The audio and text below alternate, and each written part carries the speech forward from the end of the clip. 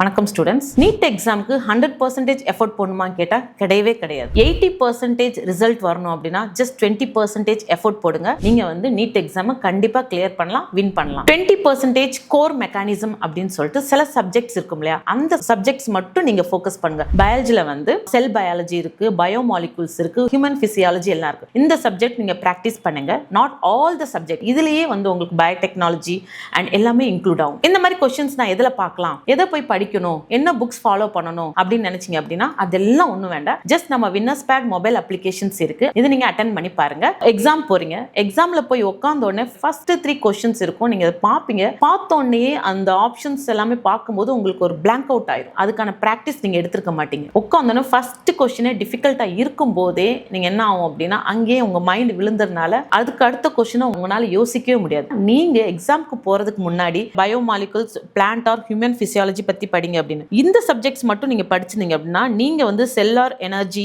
Enzymes, transport mechanism, genetics, biotechnology இது எல்லாமே cover ஆயிரும். பிசிக்ஸ் ரொம்ப டிஃபிகல்ட் அப்படின்னு சொல்றீங்க, ஏன்னா அதுல ப்ராப்ளம்ஸ் எல்லாம் சால்வ் பண்ண வேண்டியது இருக்கு அப்படின்னு. அப்ப பிசிக்ஸ் பொறுத்த வரைக்கும் நம்ம என்ன பண்ணலாம்னா அதுலயும் அப்படித்தான் கோர் மெக்கானிசம் சப்ஜெக்ட் மட்டும் படிங்க. அண்ட் ஒரு முக்கியமான இம்பார்ட்டன்ட் பாயிண்ட் என்ன அப்படின்னா 15 இயர்ஸ் கொஸ்டின்ஸ் பேப்பர்ஸ் இருக்கு இல்லையா, எடுத்து நீங்க கால்குலேட் பண்ணி பிராக்டிஸ் பண்ணி பாருங்க. எல்லா சாப்டர்ஸும் உங்களுக்கு ஓரளவுக்கு theoretically you will be good. கண்டிப்பா பிசிக்ஸ்ல 100% நீங்க கிளியர் பண்ண முடியும்.